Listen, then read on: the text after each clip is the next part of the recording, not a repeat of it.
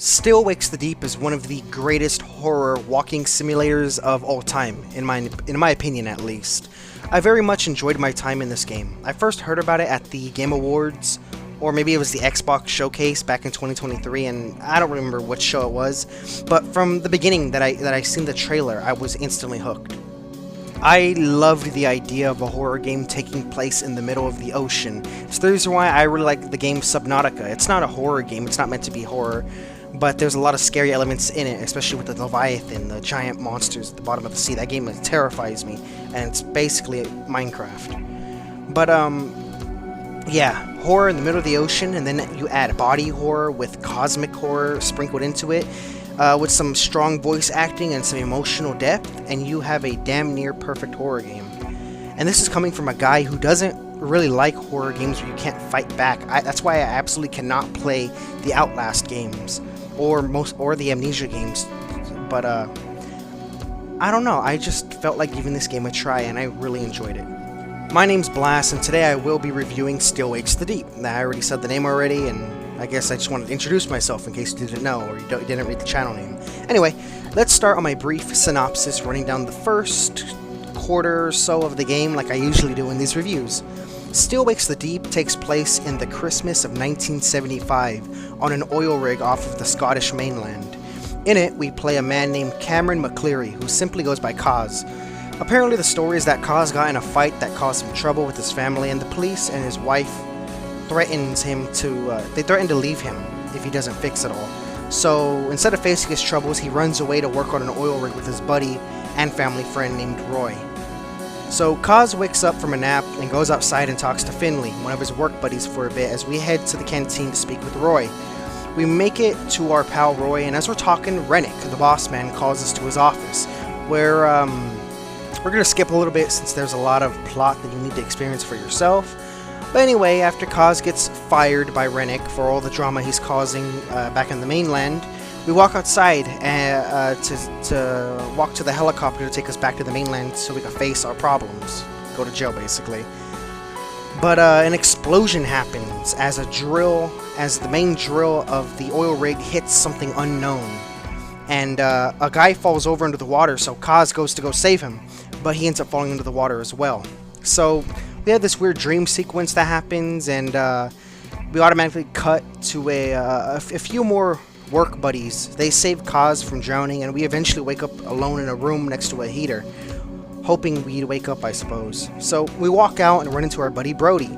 We find out that a guy is stuck inside of the diving bell, so we help and try to save him. After we pull a lever and come back up, after we pull a lever and then we walk back up to Brody, we don't get to check on the man since the thing's stuck, so Brody has to take some time to get him out. So during this time, Brody sends us up to the surface, or to the top part, to go figure out what's going on top. So here we learn about the light parkour mechanics, which are really cool. I really like them. It's like Mirror's Edge or Dying Light, but really slow, which is fine because it makes it more realistic and scary.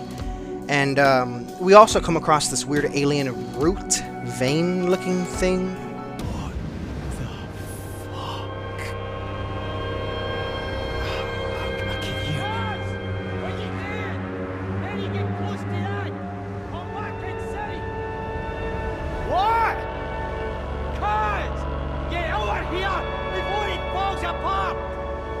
Find me inside! Jesus. What is this stuff? We then continue on our way as we do some more parkour. Jesus.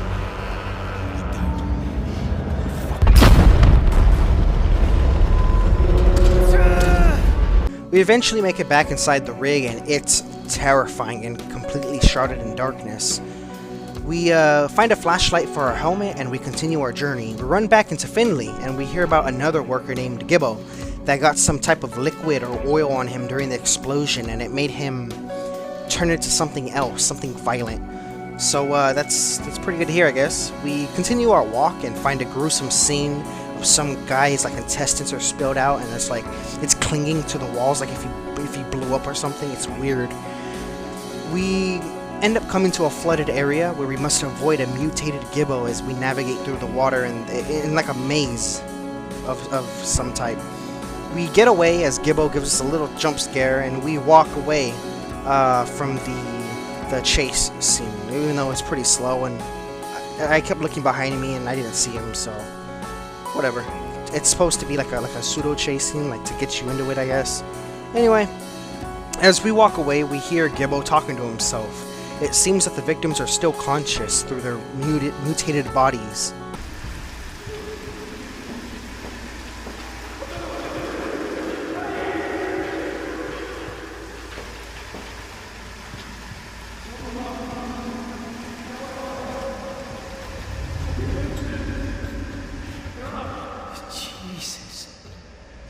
Kaz warms himself up a little, and as we search for Roy, we come across a man named Trots. Trots? Is that you in there? Trots? Get it off me! Trots, is that you? I can't hear you, man. Open the door. Trots, the door's blocked. I can't get to you. What's up, wee man? You hurt? Jesus Christ. Jesus, Trots! Trots!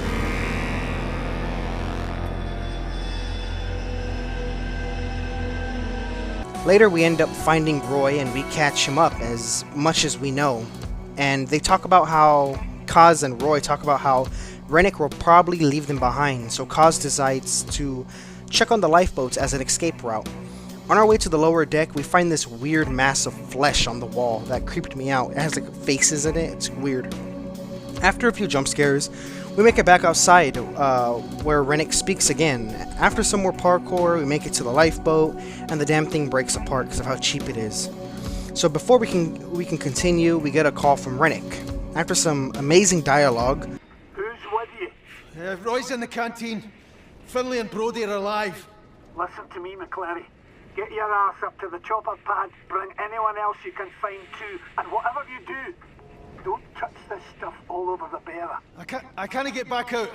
There's a safety door. The railings are all gone. For God's sake, do I have to tell you how to do everything?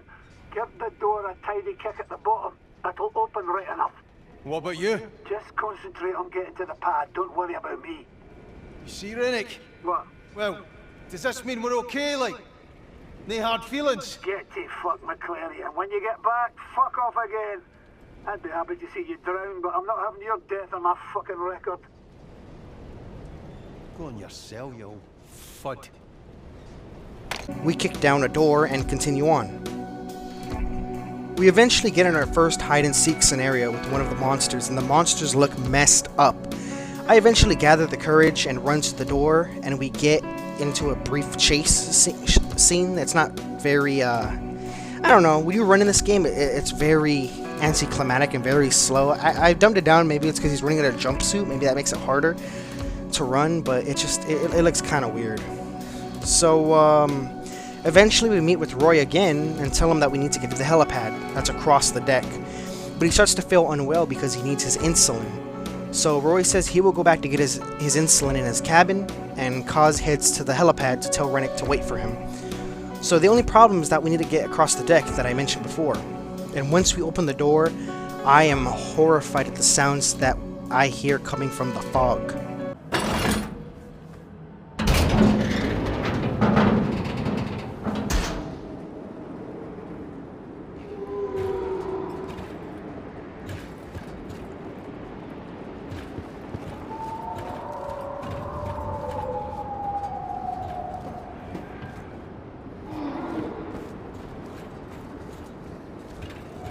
We continue walking, unfortunately, and come across another worker that immediately gets killed. We come across another worker named Enes, and we work together to get across the deck. We need to get past the monster and turn on the lift so we could ascend up to the helipad. Another hide-and-seek scenario, basically. I eventually make it to the switch and power the lift, and Enes gets through. The only problem is that I gotta get through next, and I just end up hauling ass. We eventually make it to the helipad, even though we lose our boy Enes. Come on! Right! Come on!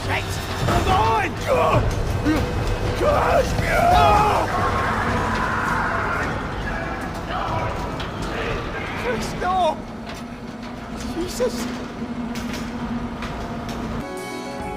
Anyway, we make it to the helipad, and as the helicopter begins to fly away, it's pretty much no hope.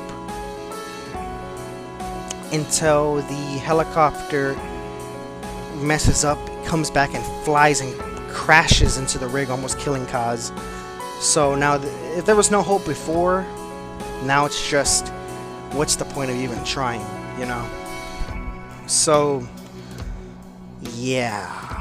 From then on, you explore the rig and search for a way of escaping, even though you could tell from then that nobody's going to be escaping this. So, now that you know some context, let's get to my likes and dislikes. What did I like about the game? The atmosphere is phenomenal. It's some of the best scares I've had in a while without jump scares. The jump scares were mostly kind of lame, but everything else was really good. The monster design is crazy, and the body horror with the dragging limbs across when they walk, the person's limbs drags upon the floor. It's just, it's creepy, especially because, like I said before, the people, the workers, they're conscious, and they're like asking and begging for help, and they're like crying because they want to go back home to see their families, and they're monsters, and it's really messed up.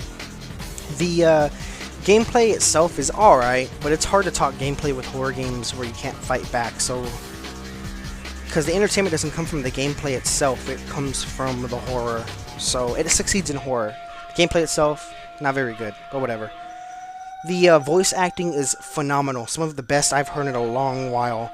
I plan to play the game at least one more time during Halloween to get, during the, I think it's called Gaelic Scottish, or Gaelic? I think it's Gaelic Scottish. But I'll play it again with that language setting on when I play during Halloween, so that'll be pretty fun. The game does not waste your time. It provides some context, drops some scares, and ends in less than 4 hours. It's a creepy bite-sized adventure, so it's good, and it's not as hard as Amnesia or the other games are. So it's pretty much there just for the experience, and yeah, I would say I recommend it. Now, what did I not like about the game? If you aren't familiar with walking simulators, you might find this game a little boring, and if you hate walking simulators, you might want to skip it. I wish there was more tools to use. You can throw items to make distractions, but I wish you could at least attack, like with a flare gun or a fire extinguisher or something. Or at least when you throw an item hard enough at a monster, maybe you could stun it? Or, I don't know, that's a bit too much. But just a way to fight back that's realistic and still adds to the scare factor. Such as, I think Alien Isolation did that really well, even though I still have to play that game. But, yeah, next point. The swimming sections are sometimes hard to navigate. Like, I kept getting stuck on one part, and I looked up a guide to see if I was even doing it right, which I was, but the problem was I kept getting stuck and dying over and over again. So it's the underwater sections, they suck. So, in conclusion, Still Wakes the Deep is a pretty good horror experience, rather than a straight-up video game. If you're willing to get past the walking simulator aspect, it's a solid good time, and I give Still Wakes the Deep an 8 out of 10. And that's it. If you liked the video, make sure to leave a like, tell me what you think about the game, or if you have any questions about the game that's not spoiler territory, give a comment. I appreciate it, and I read all the comments, but if you curse at me, you know I'm not gonna read your comment.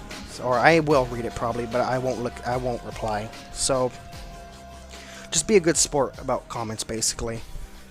And let's see, like, comment, subscribe if you want to see more. We're getting close. We're already past 500. We're in that final stretch to 1,000. So if you want to subscribe, I thank you dearly. If you don't, that's fine. Watch a couple of other videos and see what else you think about me, you know. So I think that's about it.